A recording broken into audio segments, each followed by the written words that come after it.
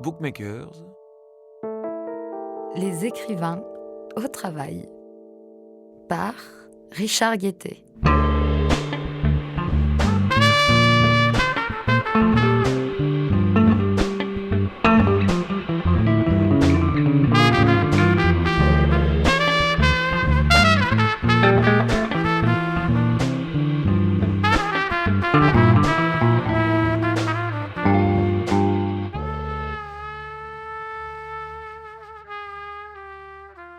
Bookmaker est un podcast mensuel qui existe depuis mars 2020 sur Arte Radio. Il a été créé et il est animé par Richard Guettet. Il a déjà reçu 22 écrivains d'aujourd'hui, tous francophones, peut-être qu'on en parlera. Et chaque écrivain est interviewé en longueur. Et ensuite, le podcast comprend en général 3 épisodes d'environ 45 minutes par écrivain chaque mois. Bookmaker propose donc aux grands écrivains et veines d'aujourd'hui de se raconter hors de toute promotion, de raconter l'étincelle initiale, comme le dit Richard, les recherches, la discipline, le découragement, la première phrase, mais aussi ce qu'on raconte rarement dans les podcasts littéraires, le rôle de l'éditeur, de l'argent, la réception critique et publique, et enfin le regard appuyé sur le texte des années plus tard. Richard Guettet est lui-même écrivain et homme de radio. Son podcast vise à détruire le mythe d'une inspiration divine qui saisirait les auteurs au petit matin. Il veut rappeler au contraire que l'écriture est aussi un métier, un artisanat, un travail. C'est le sens du dévoilement qu'opère aussi Arte Radio, ici même pendant 10 jours. Et Bookmaker, ce sera désormais une collection de livres adaptés du podcast et publiés au Seuil avec Arte Éditions. Les 2 premiers livres de la collection paraîtront début 2023, le 13 janvier 2023. Il s'agit de Alice Zeniter et Nicolas Mathieu. On a déjà les marque-pages. Là, j'avais noté distribution de marque-pages, mais ils sont sur la table à l'entrée. Voilà, on avait prévu ce soir d'accueillir pour ce numéro spécial de Bookmaker qui devait être enregistré live devant vous, Frédéric Martin, qui est l'éditeur de la maison d'édition Le Tripode, et il habite au fin fond de la Bretagne, et il y a eu, semble-t-il, une grève SNCF que nous soutenons totalement, même si elle nous prive de Frédéric Martin. En échange, comme Bookmaker est le seul podcast mensuel d'Arte Radio à tomber à l'heure chaque mois, nous allons explorer le secret, nous allons faire comme Richard Guettet s'attache chaque mois à découvrir les mystères, les secrets de l'écriture au travail. Ce soir, on va essayer de parler du travail de Bookmaker, des coulisses, de comment c'est réalisé, des questions que cela pose, avec donc Richard Guettet, son animateur et auteur principal, Samuel Hirsch, qui a été son premier réalisateur et qui a composé notamment la musique originale que vous avez entendue, Sarah Monimard, qui assure les prises de son et le montage, mais qui ce soir, hélas, est condamnée à la console. Mais ça ne va pas durer, parce qu'il va falloir qu'elle nous raconte des choses aussi. D'accord. Alors, pour commencer, Richard Guettet, tu as sélectionné un certain nombre d'extraits pour appuyer ton propos. Mm-hmm.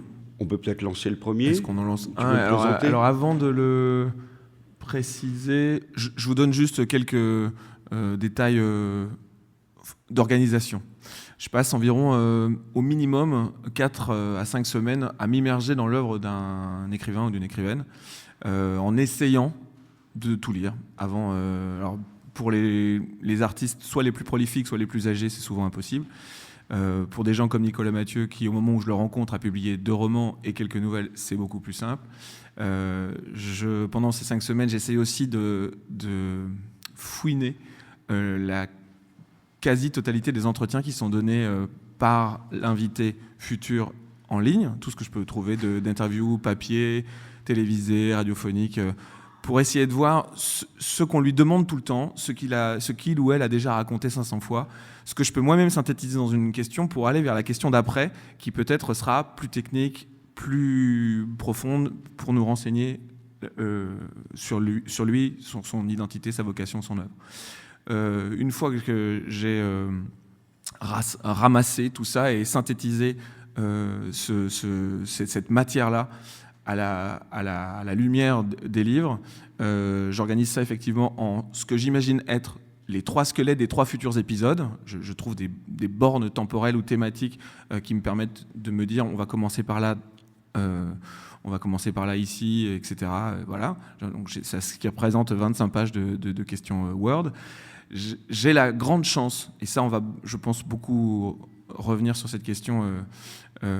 Justement, tu regardes ta montre et tu fais bien. J'ai la grande chance d'avoir du temps. Et c'est d'abord un temps qui m'est donné par Arte Radio. C'est miraculeux, le temps qu'on me laisse pour préparer, le temps qu'on me laisse pour enregistrer, le temps qu'on me laisse avec Samuel et Charlie, qui sont les réalisateurs, pour produire les conversations, le temps que Sarah prend pour recueillir la voix, faire le pré-montage, bref, et le temps ensuite que l'équipe élargie du studio, Stella, Sarah, Chloé, etc., toute l'équipe formidable, prend pour faire en sorte de vous donner ce travail-là. Le seul luxe, en fait, la qualité principale de la réussite, enfin, de la qualité, ce que j'imaginais être pas trop mal de la part de ce podcast, mec, ça jette des fleurs, c'est insupportable, c'est le temps qu'on a. Parce qu'en fait, si on avait gardé la durée initiale qui était envisagée il y a 3 ans pile, qui était 40 minutes par écrivain, en fait, malheureusement, malgré mes efforts, on aurait sans doute fait une interview en...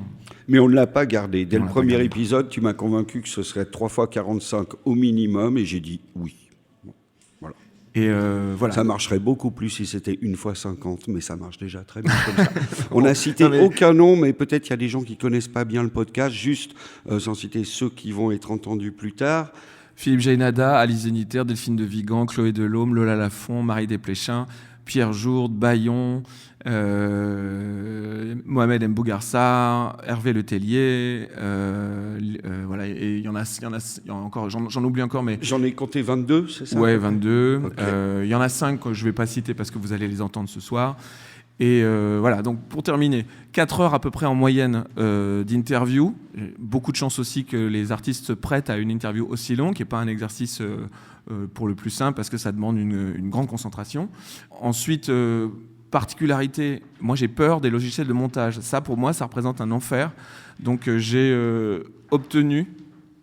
l'immense chance de pouvoir envoyer mes recommandations de montage, une fois qu'on a recueilli la conversation, à Sarah Monimard, qui prend le son. On parlera un peu plus tard de la manière dont elle prend le son, et qui fait un pré-montage de l'épisode. Et ensuite, on passe avec... Ça, faut savoir que c'est quand même rarissime. T'es la seule personne à Arte Radio quasiment à qui on a laissé le droit de faire ça, parce que normalement, nos auteurs, c'est un prérequis qu'ils doivent raconter leur histoire sur la table de montage en mettant le début, le milieu et la fin. Et je me souviens très bien que le premier jour quand j'ai rencontré l'équipe et le studio, et que Sarah m'a mis devant ça, et avec le fascicule pour apprendre à se servir de ces logiciels de montage, je suis resté 1 heure et j'ai réussi à monter 10 secondes du premier entretien avec Philippe Jainada. Et je lui ai dit, bon bah voilà, on arrive à... Je fais un blocage vraiment de l'ordre de la névrose, je vais pas y arriver. Donc si c'est la condition sine qua non, je m'excuse et je vais partir. Et pardon, ce podcast n'aura pas lieu. Sur un des murs, il y a la liste des 427 auteurs qui ont fait un podcast depuis 20 ans. 426 ont appris à monter en 1 heure. Voilà, peut-être que pour illustrer le travail de Sarah, on peut écouter, effectivement, on va écouter un premier extrait de l'interview avec Dany Laferrière. Je dis avant ou après qu'il y ait Dany Laferrière, ou on en a pas parlé ? Ouais. Un petit peu. Dany Laferrière, né dans les années 50 à Port-au-Prince, en Haïti, membre de l'Académie française depuis 2013. Il s'est fait remarquer en 1985 pour un premier roman sensuel, paresseux et scandaleux qui s'appelle « Comment faire l'amour avec un nègre sans se fatiguer », qui a été adapté au cinéma par la suite. C'était le premier volume d'un cycle autobiographique de 32 romans où il finit par raconter sa vie sous toutes les coutures. Depuis, il fait des romans qu'il peint, c'est-à-dire qu'il peint les phrases des livres accompagnés de dessins. Et il a eu le prix Médicis pour un roman absolument bouleversant qui s'appelle « L'énigme du retour ». Dernière chose que je peux vous dire, c'est qu'il a été, quand il était jeune journaliste à Port-au-Prince, il a été forcé à l'exil vraiment d'un jour à l'autre par la dictature Duvalier. Il arrive sans une thune à Montréal et il fait des petits boulots. Vous savez, les gens de la classe moyenne, la petite bourgeoisie, les intellectuels, s'ils ne sont pas totalement idiots, qui se retrouvent à faire du travail manuel, en sont très fiers. J'étais quelqu'un qu'on appelait pour l'envoyer quelque part. Je n'étais pas un ouvrier attitré parce que je n'avais pas de papiers légaux. Je n'étais pas officiellement dans le pays. C'était un moment assez difficile où j'étais censé être réfugié politique. On payait au noir. Je travaillais dans une usine la plus terrible.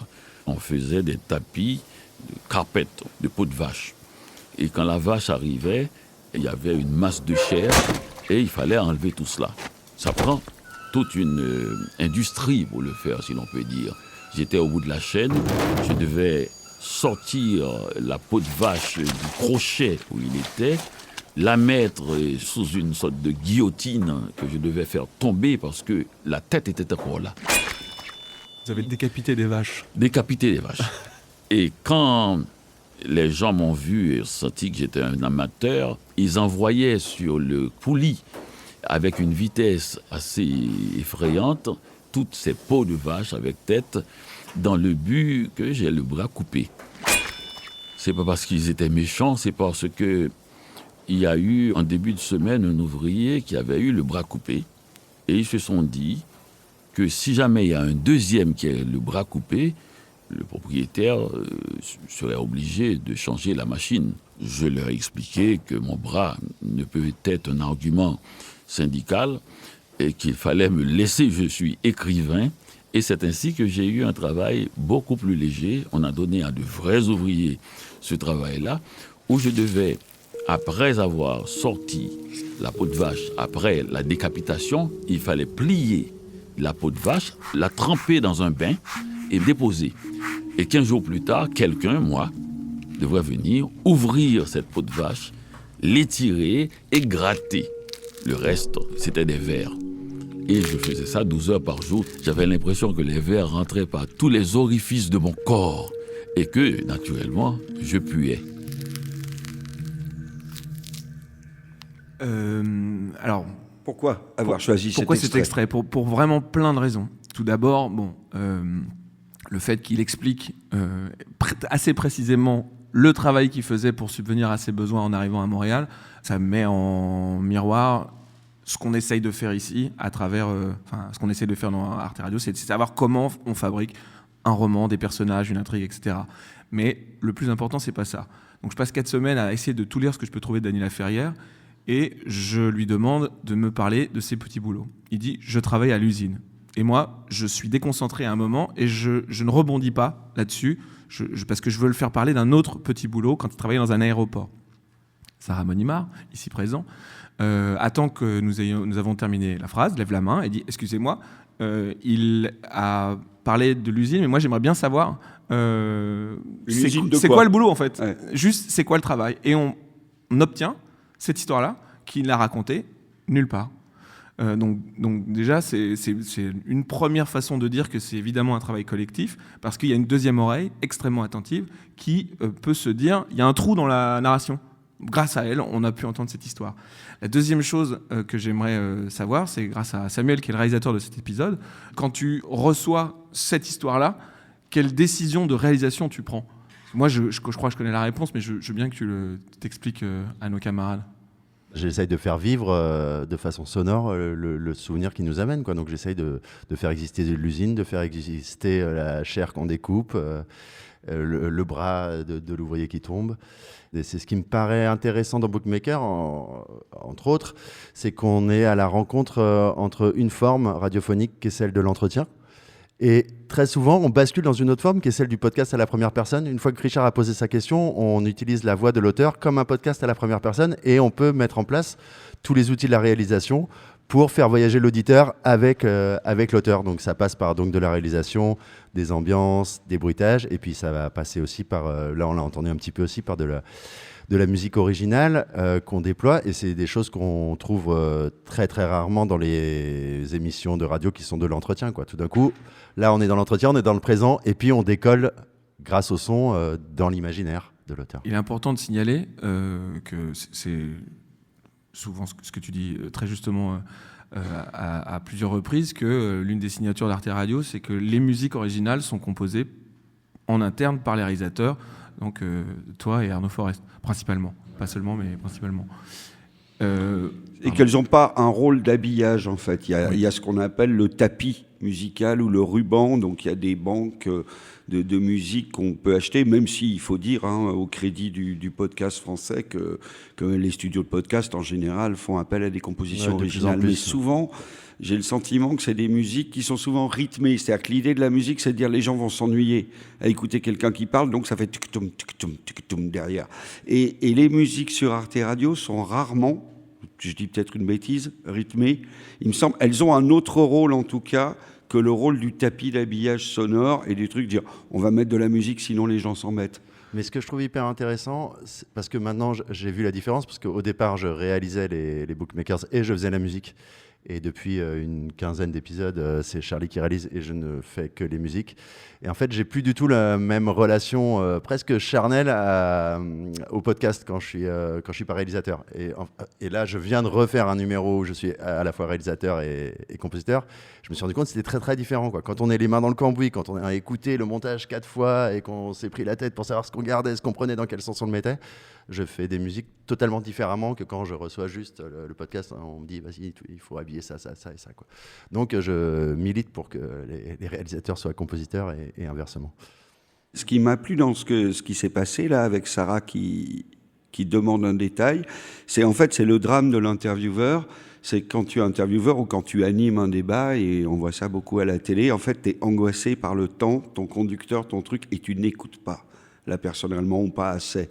Et Sarah, qui a un travail, qui doit vérifier les niveaux, la qualité sonore, qui a placé les micros et tout, elle a peut-être, c'est ça qui lui a permis peut-être d'entendre ce que toi tu n'entendais plus, parce que toi tu étais déjà dans la question d'après. Voilà. Et ça c'est toujours le drame de l'interview. Ce qui est une vraie erreur de ma part, parce qu'en fait ce que j'essaie c'est d'avoir une écoute active en permanence, y compris d'ailleurs quand les invités font des lapsus involontaires, quand ils sont en train de dire une phrase un peu perdu dans le fil de leur explication. Je dis, vous avez entendu? Et des fois, souvent, il y a un petit peu comme chez le psy, ils sont étonnés d'avoir dit, ah oui, pardon, c'est vraiment, je me souviens plus, Maria Pourchek, on l'entendra plus tard, elle a, au lieu de dire moment, elle disait maman en permanence, alors qu'on venait de passer 30 minutes à parler d'un livre sur sa mère. C'est assez rigolo, elle s'en rendait pas compte. J'aurais préféré que Sarah soit attablée avec nous pour parler de son travail de je vais te laisser la chaise, où tu te mets là, mais est-ce que tu peux raconter un petit peu quelle est ta rigueur personnelle sur la prise de son dans le cas bookmaker, j'ose dire. C'est donc des prises de son d'entretien, donc c'est quand même des situations assez simples. Il y a certains books qu'on enregistre en studio. Là, c'est assez confort. Effectivement, du coup, ça va être plus un réglage de niveau, mais assez classique. Et après, ça va être effectivement beaucoup d'attention tout au cours de l'entretien. Il y a aussi des lectures. Il y a des moments où tu bafouilles des fois dans tes questions. Donc, c'est bien reprendre, avoir en tête le montage d'après pour être sûr que tout puisse être raccord. Et parfois, on s'est retrouvé à faire des tournages en extérieur, donc plus chez les gens. Pareil, on privilégie des conditions assez calmes dans un bureau, dans un salon. Et donc, c'est une prise de son classique où il va falloir faire attention à un bruit de frigo qui traîne, sous-estime un radiateur souvent allumé. Le bruit d'un frigo. C'est toujours le même principe, c'est que le micro va prendre beaucoup plus que ce que notre oreille entend de tous les sons qu'on appelle les sons parasites, qu'on n'entend plus à l'oreille. Donc voilà. Et après, sur la question du temps, j'ai un rôle moins sympa aussi. Je suis aussi maître du temps. C'est des entretiens très très longs. Qui peuvent durer 4-5 heures. Et donc au bout d'un moment, Richard, ça fait 2 heures. Richard, ça fait 3 heures, t'en es où là? Je suis au début de la deuxième partie. Voilà. Il nous reste 1 heure. Voilà. À force d'enregistrer ensemble et d'écouter les bookmakers, je sais à peu près où il en est par rapport à l'ensemble des épisodes et je vois bien que ça ne va pas marcher. Donc je presse un peu. Tu fais bien, parce qu'effectivement, souvent...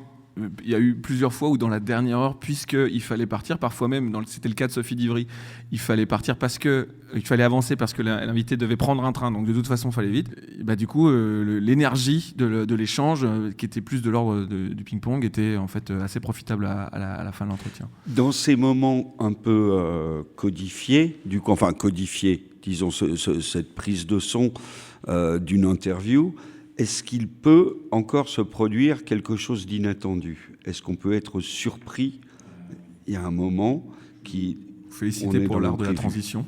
Oui, parce que moi, tu vois, je regarde l'heure, je suis ce que je dénonçais il y a 10 minutes, c'est-à-dire le gars qui fait gaffe au conducteur, qui sait que tu as choisi 5 extraits et qu'on est toujours sur le premier, donc voilà. Nous allons écouter un extrait avec Lydie Salver, lauréate du Goncourt en 2014 pour Pas pleurer. C'est une fille de réfugiés politiques espagnols qui a grandi dans une très grande précarité. À titre d'exemple, ses parents ne sont jamais rentrés dans une librairie et c'était vraiment un univers totalement inattendu pour eux. Elle a été pendant 30 ans psychiatre. Elle s'est mise à écrire assez tardivement après ses 40 ans. C'est quelqu'un politiquement... elle aime la pensée féroce, les orties.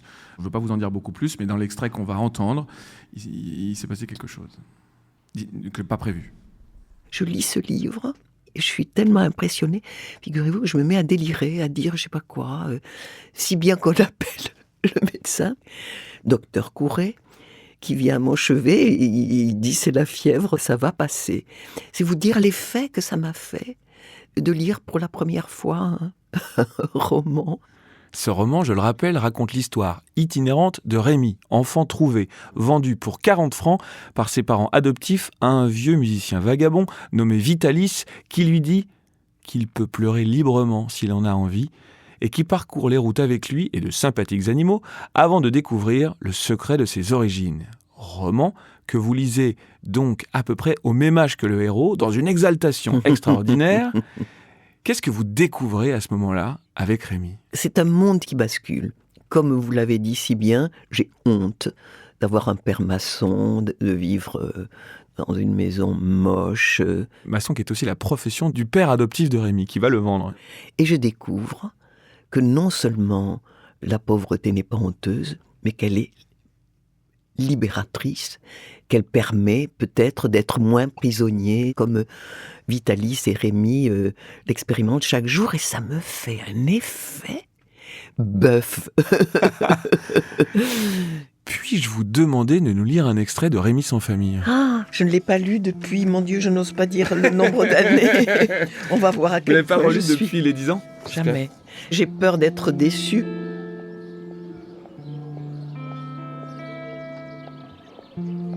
Tu trouves cela bien bizarre, n'est-ce pas, qu'un chien puisse donner des leçons à un homme ? Et cependant, rien n'est plus vrai. Réfléchis un peu. Admets-tu qu'un chien subisse l'influence de son maître ? Oh, bien sûr. Alors, tu vas comprendre que le maître est obligé de veiller sur lui-même quand il entreprend l'éducation d'un chien. Ainsi suppose un moment... Oh là là, un instru... Mais ça me fait pleurer, pardon. Non, excusez-moi. Non, je vous en je prie. pourrais pas. Je suis émue, je le redécouvre. Prenez Je savais pas que vous feriez un coup pareil. Sinon, je serais pas venue. Okay. Ainsi suppose un moment qu'en instruisant Capi, je me sois abandonnée à l'emportement et à la colère. Pardon, non, je peux pas. Je reprends moi ? Oui. Ainsi suppose un moment qu'en instruisant Capi, je me sois abandonné à l'emportement et à la colère. Qu'aurait fait Capi ? Il aura pris l'habitude de la colère et de l'emportement. C'est-à-dire qu'en se modelant sur mon exemple, il se sera corrompu. Le chien est presque toujours le miroir de son maître. Et qui voit l'un voit l'autre. Montre-moi ton chien, je te dirai qui tu es. Le brigand a pour chien un gredin, le voleur un voleur, le paysan sans intelligence, un chien grossier, l'homme poli et affable, un chien aimable. Oh, mais vous comprenez que ça m'ait fait de l'effet. J'ai oublié, évidemment, j'ai complètement oublié le détail, si vous voulez. Et en plus, on peut constater que ce passage de Sans famille d'Hector Malot contient le mot gredin que vous aimez bien, qui est en train de se perdre et qu'il faut sauver. Ah, j'ai dit ça quelque part, c'est vrai. Bon, ne me faites plus repleurer, là, c'est pas possible. Ce qui est fou, c'est que, aussi bien à travers l'imprévu de ce qui se passe de ces sanglots, mais surtout la réalisation à ce moment-là, l'arrivée de la musique, le fait qu'on sente bien qu'il y a des coupes, puisqu'elle ne peut pas enchaîner sur le livre aussi vite et tout, on bascule dans la fiction. C'est quand même très étrange pour un podcast qui se voue à rencontrer des écrivains majoritairement de fiction, et ce qui n'était pas le but. On a l'impression que tout d'un coup, ça crée une scène. Il y a quelque chose qui... En fait, il y a plusieurs trucs qui sont étonnants. C'est-à-dire que, moi, que j'ai réalisé au moment de réécouter l'entretien. Quand je lui fais le résumé de Rémi sans famille, je dis une phrase d'Hector Malot qui dit « Si tu veux, tu peux pleurer ». Déjà, ça, c'est incroyable. Parce que à quel moment je suis en train, sans l'avoir prémédité, de m'adresser à son inconscient de fille de 10 ans qui était traumatisée positivement par le tout premier roman qu'elle a lu, comme elle l'a très bien expliqué. Ensuite, donc, événement, on se regarde avec Sarah, on a une dame très élégantes, septuagénaires, qui font en sanglots devant nous, devant la résurgence de ce souvenir d'enfance. Se pose la question de qu'est-ce qu'on fait de ça. C'est-à-dire, elle a beaucoup dit, ce qu'on a coupé par la suite, j'ai honte de pleurer devant vous, j'ai honte, j'ai énormément honte. Parce qu'en plus, il se passe un truc assez drôle au tout début de l'entretien. Elle dit, je supporte pas la littérature pleurnicharde, les bons sentiments, c'est insupportable. Les gens qui pleurent dans les livres, j'ai envie de leur donner des gifles et tout ça. Et il se passe ça, mais je vous jure, 15 minutes après le début de l'entretien.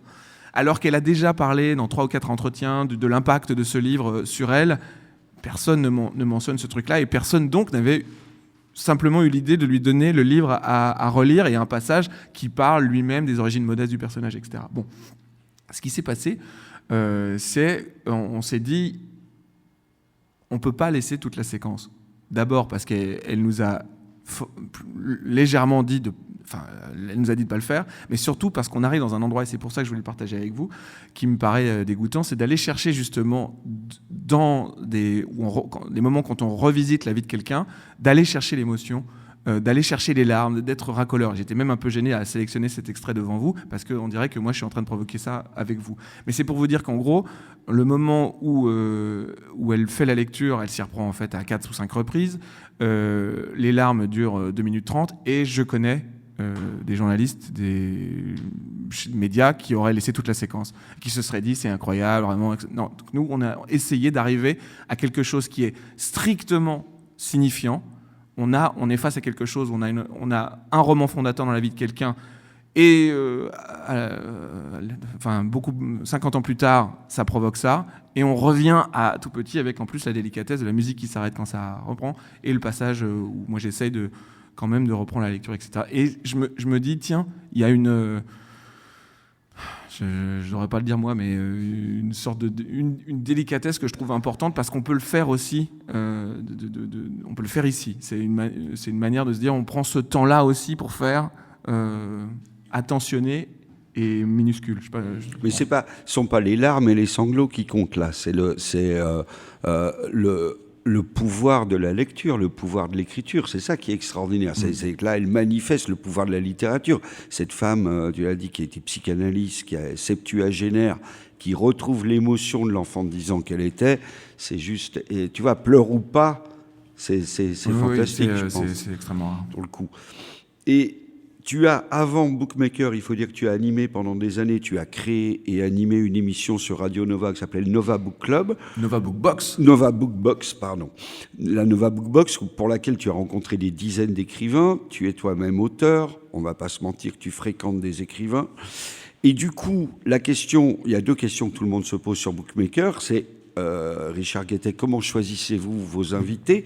Et il y en a une deuxième, plus méchante, est-ce que vous invitez des copains? Et est-ce qu'on doit inviter des copains, puisque tu connais du monde, des auteurs te sont inconnus, d'autres sont des amis, des proches. Comment se débrouiller avec ça? Alors, 2 questions fondamentales qui me font des nœuds dans le cerveau depuis maintenant 3 ans, parce que j'ai réalisé que cette semaine, ça fait 3 ans qu'on a enregistré le premier entretien avec Philippe Jaénada.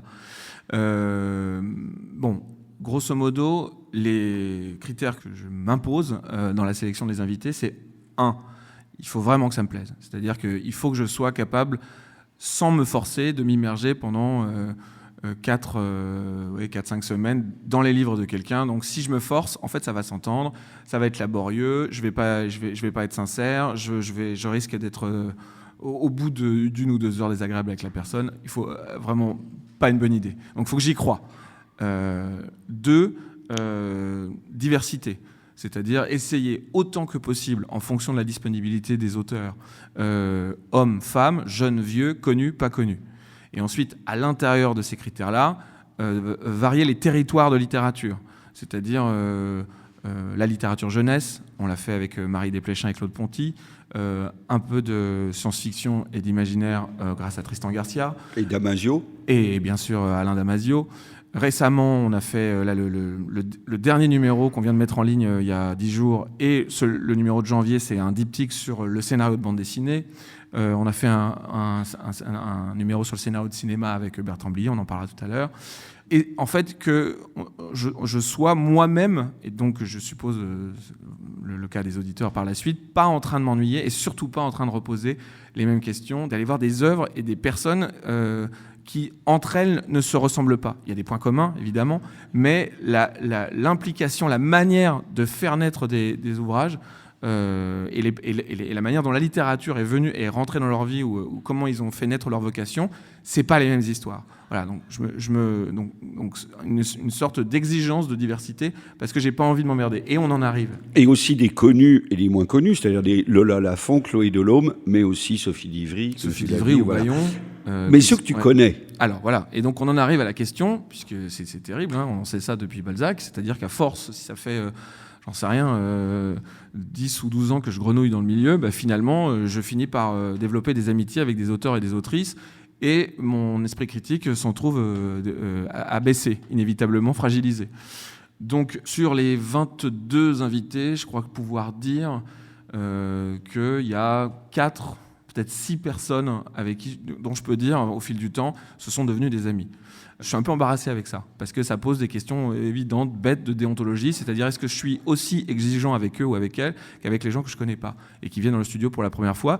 Et la plupart du temps, c'est ça, c'est-à-dire que je suis pas trop bon en calcul, pour les 16 autres, nul en calcul.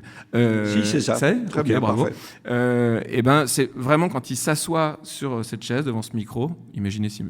Hirsch, c'est la première. Quand je leur dis bonjour, c'est la première fois, vraiment, à part dans le couloir quelques minutes avant qu'on commence, mais je les ai jamais vus. Et surtout, y a pas des fois, on me demande, c'est un truc marrant, est-ce que vous envoyez les questions avant ? Pas du tout. Est-ce que vous vous mettez d'accord sur des sujets qui ne doivent pas être abordés ? Pas du tout. C'est-à-dire que même, c'est jamais arrivé, mais si on doit s'engueuler sur un sujet, je préfère que ça ait lieu pour comprendre pourquoi ce sujet ne doit pas être évoqué, en sachant que j'essaie de faire gaffe. Mais donc, j'essaye, voilà, ma règle personnelle, c'est qu'à partir du moment où j'ai l'impression que dans cet univers de diversité littéraire, il va peut-être être le moment de tendre le micro à cette personne que je connais bien, je m'efforce d'être... Comme d'habitude, de faire abstraction, de jouer en forme de Candide. Non, je raconte, je dis. Tu dis. Voilà. Il y a un cas, c'est pas l'extrait qu'on va entendre, mais je le dis brièvement. Il se trouve que dans ma fort modeste et discrète vie d'écrivain sans succès, j'ai eu un mentor, un maître d'écriture qui est Bayon, qui a été l'un des piliers du service culture de Libération pendant 20 ans, qui lui-même a publié une dizaine de bouquins qui n'ont jamais marché, 1000 exemplaires vendus grand maximum. Et c'est quelqu'un avec qui j'ai entretenu une correspondance vraiment à l'ancienne pendant 10 ans. On s'est envoyé des lettres où je lui posais des questions très candides sur alors comment est-ce c'est le journalisme, alors la littérature, comment vous avez démarré, etc. Et il se trouve qu'au moment où je me suis dit, parce que je le savais de l'intérieur, et il a quasiment sur son métier d'écrivain ou de journaliste, il a donné, j'en sais rien, sur le net, il y a 5 entretiens. Personne s'est intéressé à la vie de ce gars. Et je me suis dit, c'est quand même une histoire qu'il faudrait raconter.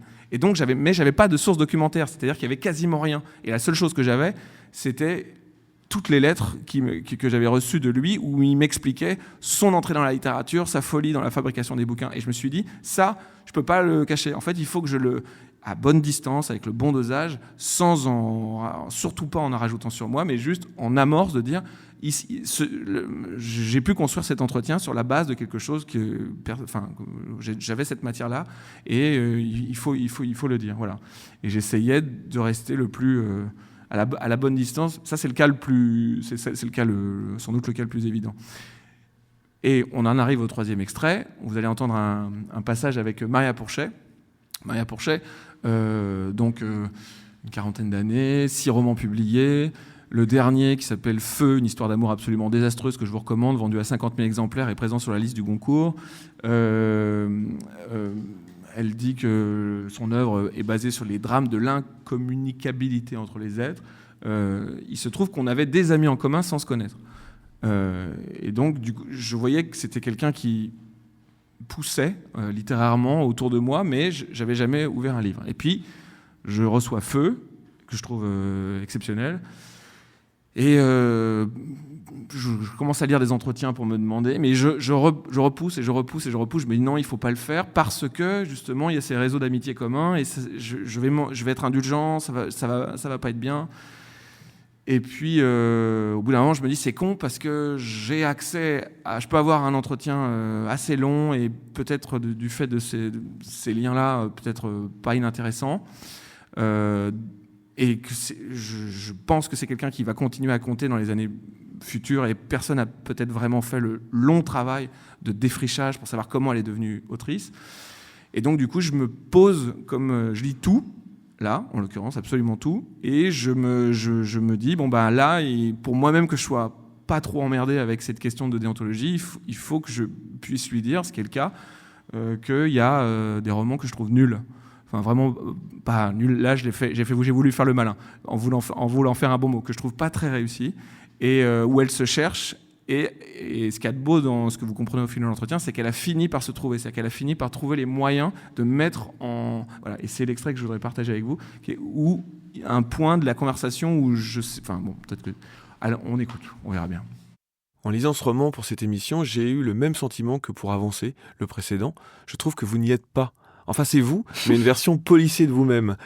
Comme si vous fabriquiez le roman qu'on attend de vous.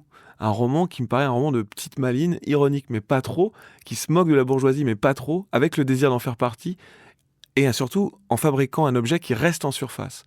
J'aimerais vous lire une citation de Marguerite Duras, tirée de son essai intitulé, tout simplement, « Écrire ».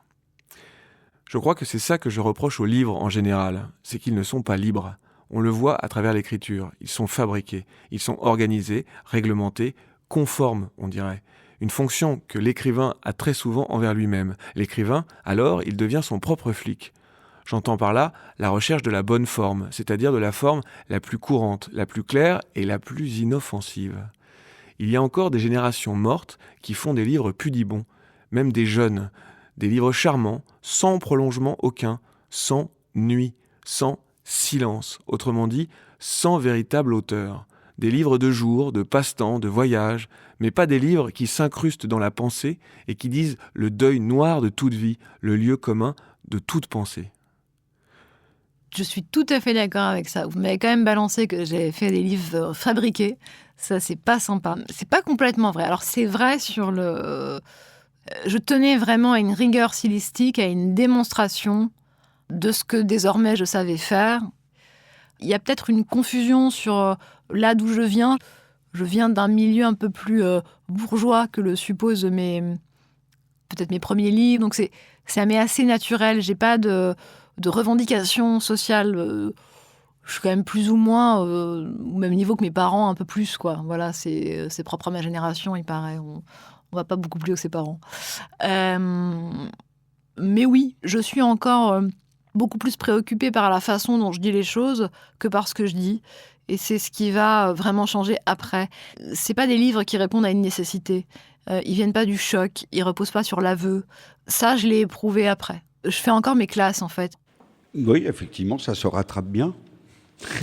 Elle se rattrape bien par rapport à ce qui pourrait sonner dans ta bouche comme une critique. Enfin, dans la bouche de Marguerite Duras que tu... Oui, je prends ce chemin détourné pour essayer de faire comprendre quel est mon ressenti à la lecture des deux premiers romans et le cinquième aussi qui était fait un peu de la même manière.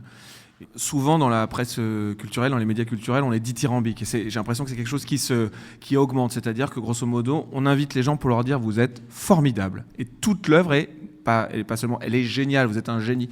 Et ce qui est difficile, parce que c'est difficile à dire et c'est difficile de le formuler, c'est d'arriver à trouver de la nuance.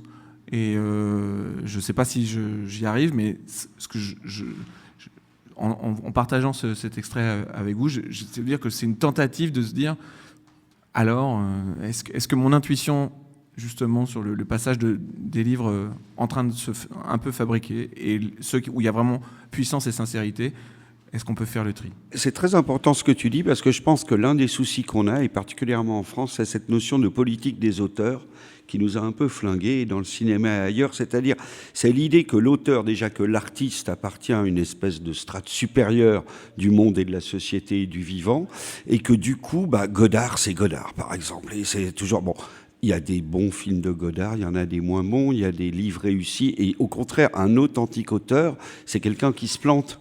Il y a une analogie que j'aime bien, c'est quand les gens disent ce groupe sonne Beatles, Mais quels Beatles? Les Beatles de 63, les Beatles de 69 n'ont absolument rien à voir.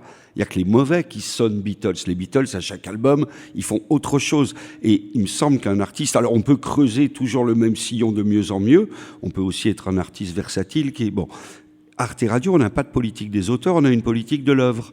C'est-à-dire qu'il arrive que de très bons auteurs, on refuse un projet parce qu'on pense que le projet n'est pas bon. Donc je crois que cette idée que tu essaies de dire là, c'est que oui, il va y avoir des bons livres et des mauvais livres, et c'est même plutôt bon signe quand quelqu'un rate quelque chose. Ça veut dire qu'il cherche, qu'il essaye et qu'il se refuse à reproduire une formule. Elle dit quelque chose qui est intéressant, c'est la façon de dire m'importait plus peut-être que ce que je disais. Donc c'est toujours cette question qui nous intéresse aussi, c'est comment la forme...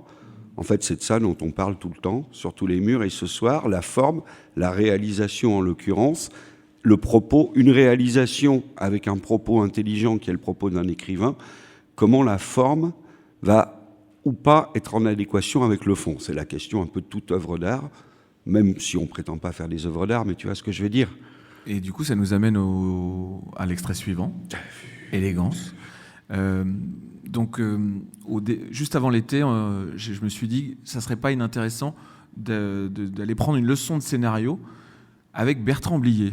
Alors, Bertrand Blier, je pense que tout le monde ici a dû voir au moins une fois Les Valseuses, 5 millions d'entrées, film culte. À la base, un roman qui fête ses 50 ans cette année.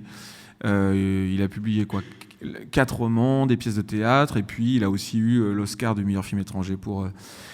Préparez vos mouchoirs, 3 Césars du scénario, Trop belle pour toi, j'en passe, les grands prix à la Mostra de Venise. C'est un des francs-tireurs du cinéma français, c'est une sorte de grand styliste, mais qui est un grand inventeur de forme. Dans l'extrait que vous allez entendre, ça permet de se dire qu'avec Samuel ou avec Charlie Marcelet, l'autre réalisateur, on est quand même la plupart du temps en train de se demander comment créer une forme qui ressemble au fond, c'est-à-dire quelles sont les grandes décisions esthétiques de l'auteur et comment est-ce qu'on peut traduire ça avec nos moyens sonores. Donc dans ce cas-là, Sarah et moi, nous sommes allés chez Bertrand Blier près de la gare du Nord. J'ai posé énormément de questions sur plein de scénarios et à un moment... Alors, une précision avant. Si vous n'avez pas vu beaucoup de films de Bertrand Blier, il se trouve que très souvent, c'est quelqu'un qui aime jouer avec la notion de quatrième mur. Le regard spectateur, ou dire au spectateur que vous êtes en train de regarder un film et que tout ceci n'est que de la fiction, et on passe en permanence des coulisses à la réalité du récit, etc. Et il y a un moment, on parle de cinéma, notamment on parle de sa passion pour David Lynch, et il se passe ça. Vous dites, vous, Bertrand Blier, qu'il faut laisser des plages où le spectateur utilise sa propre imagination, des portes ouvertes. Dans Trop belle pour toi, l'histoire, a priori, est un peu banale, plate, peu palpitante. Depardieu joue un homme qui tombe fou amoureux d'une femme, Josiane Balasco, a priori moins attirante que son épouse, interprétée par Carole Bouquet.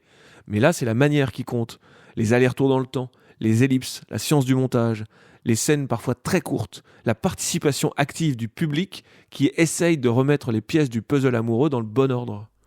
Il faut que le spectateur se démerde. J'ai plus rien dans mon casque. Et les gens aiment bien ce genre de truc. Ils aiment bien quand on leur dit « il y a votre mère qui vient de mourir, il faudra peut-être aller la soigner ». Il faut que ça suive. C'est passionnant, mais ça joue des tours, parce que le public est fragile quand même.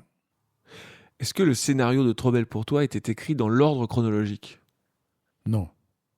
Le scénario de Trop belle pour toi a été écrit en plusieurs fois. Il doit y avoir 2 ou 3 versions.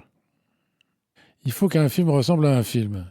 Une histoire à une histoire, voilà. Sinon, si un film se met à ressembler à un poisson, c'est Murakami. J'aimerais bien voir un film qui ressemble à un poisson, quand même. Bon, il suffit d'avoir un bon bocal important. Bah, ça serait un film, ça serait pas un poisson.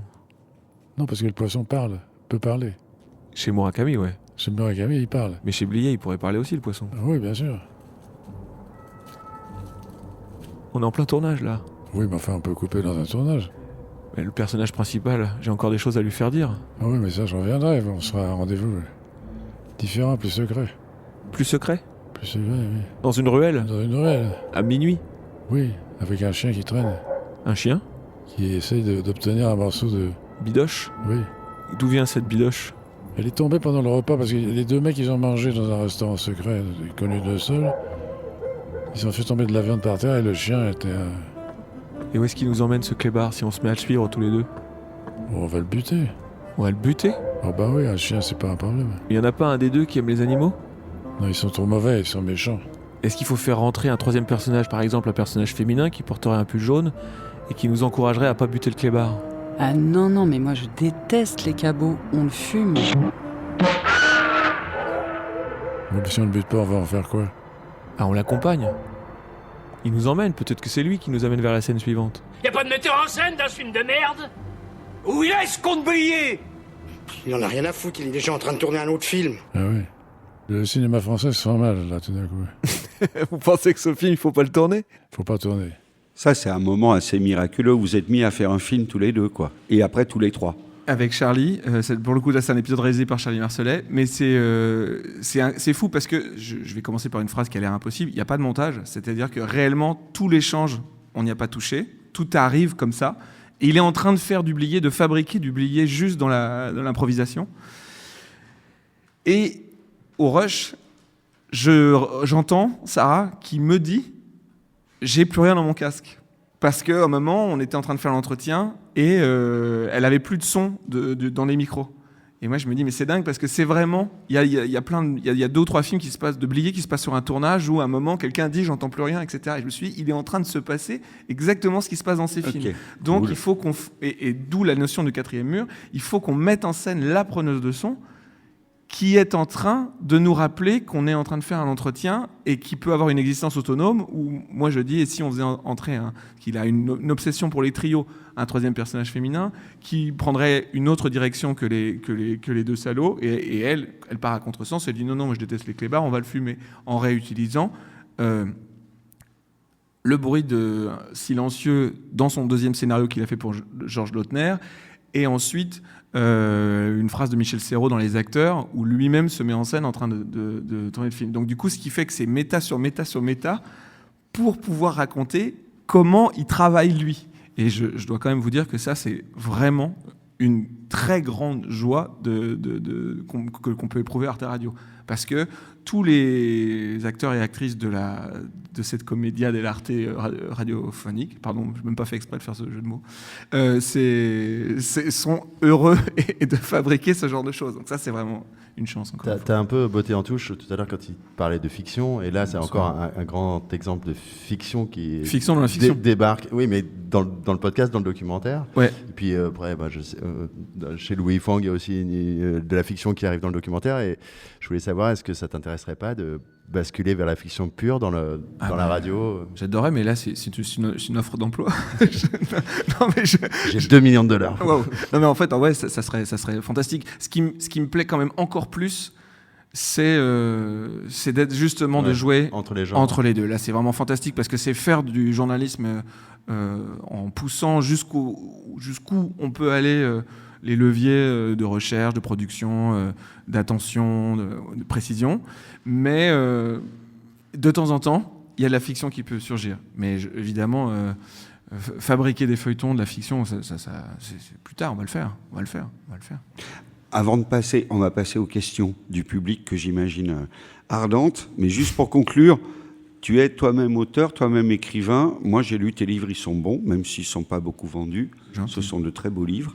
Est-ce que ce travail, pour toi, est une façon de régler des comptes avec une frustration? Qu'est-ce que tu y mets de toi-même? Est-ce que tu apprends quelque chose pour ton métier?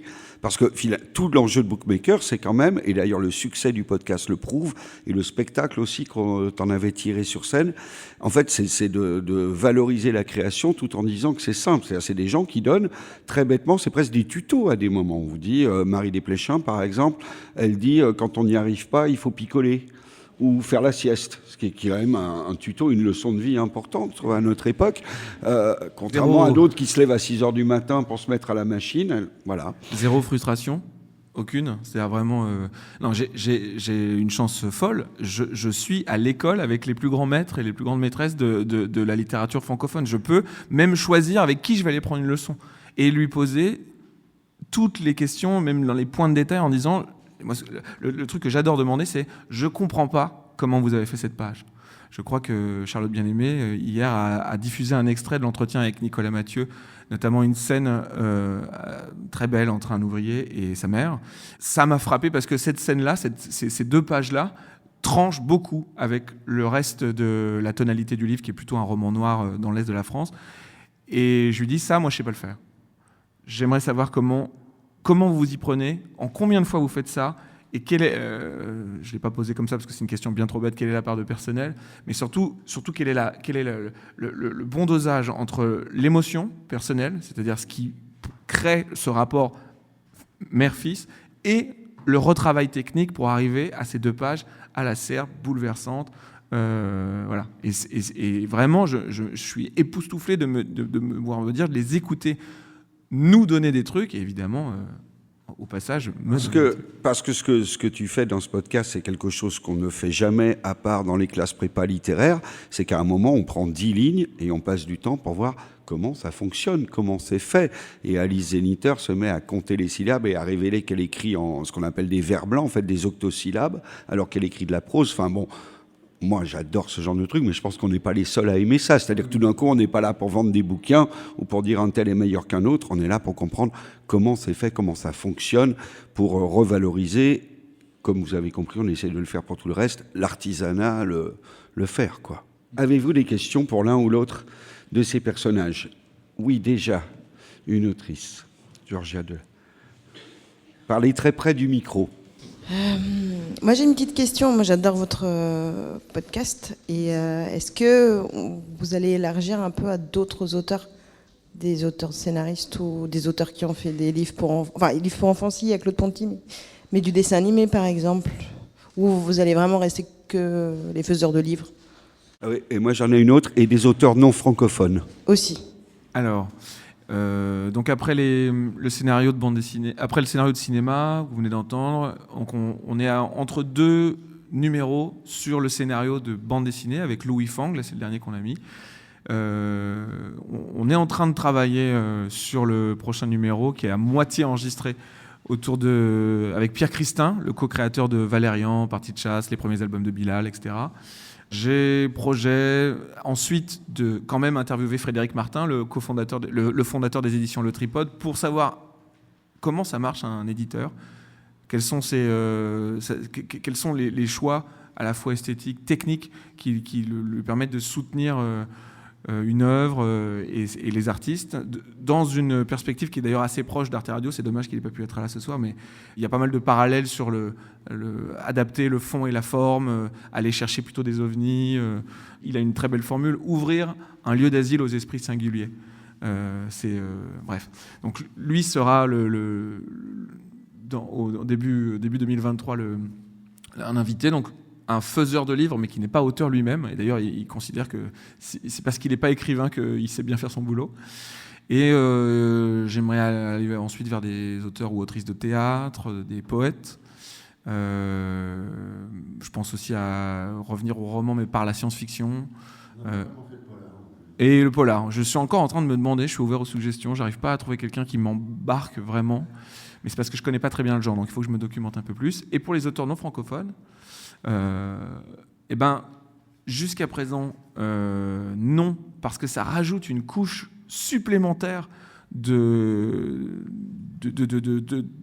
tournage, de production. C'est-à-dire qu'il faut que le traducteur soit là. J'ai fait des entretiens très longtemps pour Audianova avec des artistes anglo-saxons, par exemple, et très rarement quelques hispanophones. Ça va, je peux tenir une conversation, mais je vois bien que je n'ai pas le niveau de langue pour rentrer dans les détails de la fabrication d'un roman, d'un livre, d'un personnage. Je vais louper des nuances au moment de la conversation et je suis justement pas venu pour ça. Donc ça veut dire que pour pouvoir avoir le même degré d'exigence, il faut qu'un traducteur ou une traductrice soit là. pourquoi pas, mais ça veut dire que ça double le temps d'entretien, puisqu'à chaque fois que je dis quelque chose, la personne traduit, on écoute la réponse, la personne retraduit, etc. On est parti sur des choses de 8 heures. Si Stephen King est dans la salle en ce moment même et qu'il a envie de faire un entretien, on veut bien réfléchir à tout ça. On a failli faire, ça s'est annulé 5 jours avant, Charlie Kaufman, le scénariste de adaptation Eternal Sunshine of a Spotless Mind, par exemple, qui est vraiment lui-même un ovni du scénario à l'intérieur de l'industrie hollywoodienne. Malheureusement, il n'a pas pu venir en France. Donc là, on était prêt à tenter le coup. Donc peut-être qu'on le fera un jour, mais... Il y a aussi de très grands auteurs qu'on veut absolument avoir depuis 2-3 ans et on n'y arrive pas, qui disent non. Notamment la prix Nobel de littérature. Eh oui. Qui dit merci beaucoup, mais j'ai donné trop d'entretiens dans ma vie. Et pour le temps qui y reste, je préfère me coltiner avec un face-à-face avec la littérature. Donc j'étais touché de recevoir cette réponse de la part d'Annie Ernaux. Mais depuis 6 mois, elle continue à donner énormément d'entretiens. Donc je ne comprends pas. Mais je pense que ça, c'est le défaut de la question. C'est que c'est trop long. C'est trop long, C'est-à-dire que pour elle, se dire venir 4 heures alors qu'elle est déjà étudiée à la fac, qu'elle a fait 2 livres d'entretien, qu'elle a publié un truc qui s'appelle L'Atelier Noir, où elle explique déjà ses secrets d'écriture, ses chutes de romans, je le dis un peu vite. Il y a elle a peur de la redite, ce que je peux carrément comprendre. Voilà. Mais c'est triste pour nous. Mais c'est triste. Et si vous voulez, ça fait 3 ans que j'envoie des mails à Virginie Despentes, via son agent, via son attaché de presse, et parce qu'on a 2 amis en commun, via ces amis-là, je n'ai aucune réponse. Donc si vous la connaissez, essayez de la convaincre de venir dans ce podcast. Alors, est-ce que vous avez des questions pour Samuel Hirsch ? Il y a quelque chose qui s'est passé autour de ce générique. Ah ouais. Il y a un écrivain qui nous a envoyé son premier roman avec une dédicace en disant « Ce roman a été écrit en écoutant en boucle le générique de Bookmaker ». Il a un succès. Le Monde a dit « C'est le plus beau générique du podcast français ». C'est quand même pas rien. Donc c'est une ligne de basse et je crois tu le modifies à chaque fois. Ouais, alors je suis très vexé parce que j'ai jamais eu aucun message là-dessus. Je me suis pris la tête chaque mois à inviter un nouveau musicien pour faire un solo sur le générique.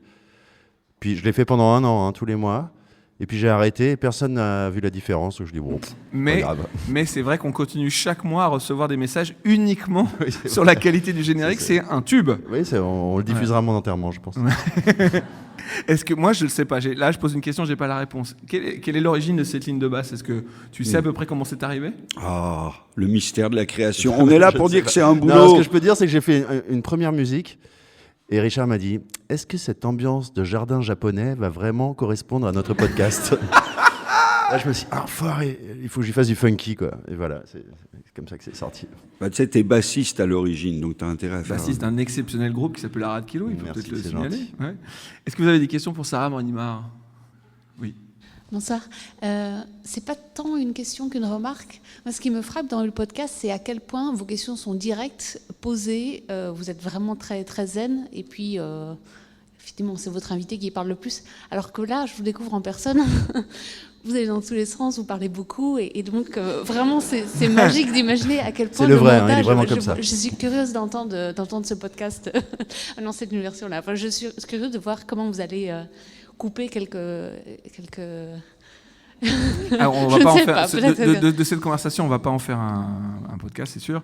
Mais par contre, c'est marrant que vous souligniez ça parce qu'effectivement, je suis quelqu'un d'un peu expansif et extravagant dans la vie. Enfin, je prends beaucoup de place. Et dès que je peux couper quelque chose, en fait, c'est vraiment l'idée, c'est que l'important, c'est eux, quoi. Et donc, dès que je peux enlever quelque chose où moi j'apparais, où j'en fais trop, etc., c'est mon problème, hein, il a bien souligné, j'en fais toujours trop. Mais il faut enlever. Et les seules choses que je garde, c'est où je me dis, tiens, c'est parce que j'ai dit ça que ça a créé un levier. Et si je l'enlève, on n'a plus le lien logique et on comprend plus ce qui se passe, etc. Le book que vous entendez, qui est édité sur Arte Radio, ça pourrait être comme un entretien direct, mais c'est pas du tout, comme on vient d'expliquer, les conditions du direct. Et c'est vrai que le soin, déjà, tes questions sont très, très travaillées, très écrites. Donc après, il y a des surprises et des fois, tu improvises, mais c'est quand même très travaillé. Et ensuite, par exemple, tout le travail de découpe que je fais de pré-montage, c'est qu'il y a un nettoyage, je sais pas si c'est le bon terme, mais énorme de la voix. Parce qu'effectivement, comme l'a souligné Samuel, c'est on n'est pas du tout dans une idée du direct, de l'entretien de plateau, comme là on est en train de faire. C'est une autre temporalité avec une énorme réalisation.